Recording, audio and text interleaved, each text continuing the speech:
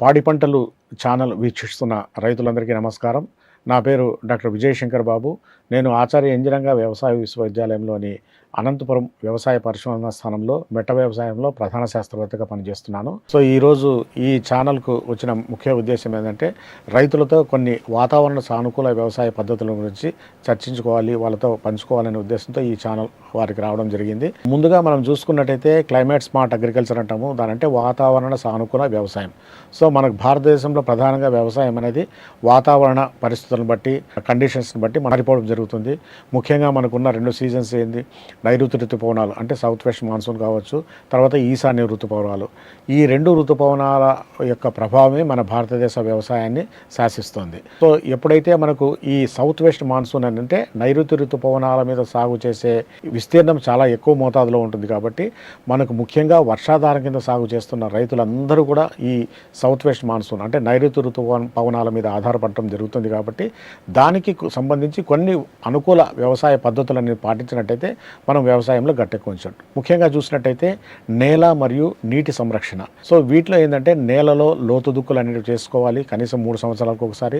తర్వాత కాంటూరు గట్లు అనేది వేసుకోవాలి. అదే నల్లరేగడి నేలలో అయితే కంపార్ట్మెంట్ బండ్స్ అనేది చేసుకోవాలి. తర్వాత గొడ్డుసాలు, తల్లిసాలు అంటాము, తర్వాత కన్జర్వేషన్ ఫర్రో అని కూడా అంటాము. సో దీన్ని వేసుకున్నట్టయితే మనకు నేలలో పడిన వర్షము ఎక్కడైతే అక్కడ పడుతుందో అక్కడే మనం నేలలో ఇంకింపజేసి నేలలో నిల్వ ఉంచుకోవచ్చు అనమాట. దీంతో పాటు మిశ్రమ పంటల పద్ధతిని కూడా పాటించాలి.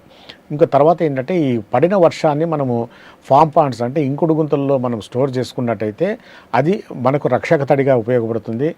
అతి ముఖ్యంగా సేంద్రియ ఎరువుల వాడకాన్ని మనం తగ్గిస్తున్నాం కాబట్టి నేల ఆరోగ్యం అనేది చాలా దెబ్బతింటుంది. కాబట్టి నేల ఆరోగ్యాన్ని కాపాడుకోవాలంటే తప్పనిసరిగా సేంద్రియ ఎరువుల యాజమాన్యం కావచ్చు, సేంద్రియ ఎరువుల పద్ధతిని, తర్వాత పచ్చిరొట్ట ఎరువుల వాడకాన్ని ప్రోత్సహించాల్సిన అవసరం అంతేనా ఉంది. రసాయన ఎరువులు వాడుతున్నామో తప్పనిసరిగా భూసార పరీక్ష చేసుకున్న తర్వాత భూసారాన్ని బట్టి మన నేలలో ఏ పోషకాలు తక్కువగా ఉన్నాయి ఆ పోషకాన్ని మాత్రమే రసాయన రూపంలో ఇవ్వాలి. సో రసాయన ఎరువులు వాడాలి అన్నప్పుడు తప్పనిసరిగా భూసార పరీక్ష చేసుకోవాలి. రసాయన ఎరువులతో పాటుగా సేంద్రియ ఎరువులు అనేది వాడుకున్నప్పుడే ఇంటిగ్రేటెడ్ న్యూట్రియంట్ మేనేజ్మెంట్ అంటాము.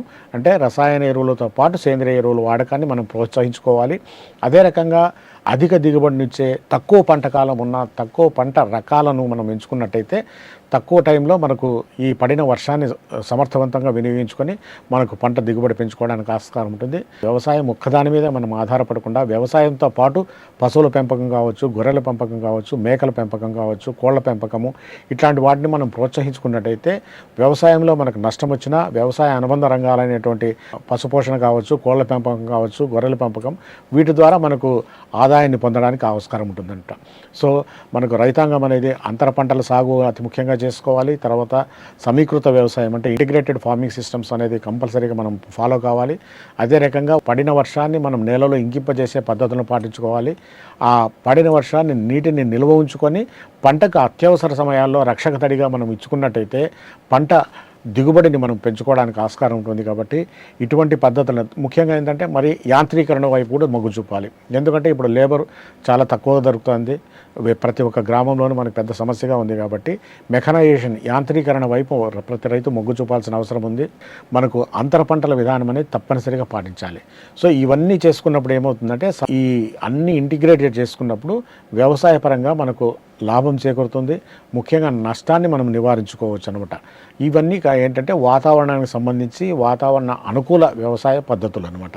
ఇవి పాటించినట్టయితే పడిన వర్షాన్ని వాతావరణానికి అనుకూలంగా మలుచుకోవడము, తర్వాత వాతావరణానికి అనుకూలంగా ఉన్న పంటలను సాగు చేసుకోవడము, వాతావరణానికి అనుకూలంగా ఉన్న సూచనలు, సలహాలు ఎప్పటికప్పుడు సైంటిస్టుల ద్వారా, వ్యవసాయ అధికారుల ద్వారా వచ్చిన సూచనలను తూచా తప్పకుండా పాటించి మనకు నష్ట నివారణ చర్యలు మనం చేపట్టినట్టయితే ముఖ్యంగా వర్షాధార వ్యవసాయంలో పెట్టుబడిని ఖర్చును తగ్గించుకొని మనకు దిగుబడులు పెంచుకునే మార్గాన్ని మనము ఇవన్నీ చేసుకున్నట్టయితే తప్పనిసరిగా రైతు వర్షాధార వ్యవసాయంలో ఉత్పత్తి పెంచుకొని మంచి లాభదాయకంగా ఉంటాడు అని చెప్పి వర్షాధార సాగులో తీసుకోవాల్సిన యాజమాన్య పద్ధతులు కావచ్చు, తర్వాత ఎల్నినో పరిస్థితుల దృష్ట్యా ఎటువంటి యాజమాన్య పద్ధతులు పాటించాలి అనే విషయాలు కావచ్చు, తర్వాత అంతర పంటల సరళి కావచ్చు, తర్వాత బెట్ట పరిస్థితులు తలెత్తినప్పుడు ఎటువంటి మనము యాజమాన్య పద్ధతులు పాటించాలి అని రైతులతో చర్చించే అవకాశం కల్పించిన పాడి పంటల ఛానల్ వారికి ప్రత్యేకంగా ధన్యవాదాలు తెలుపుకుంటున్నాను.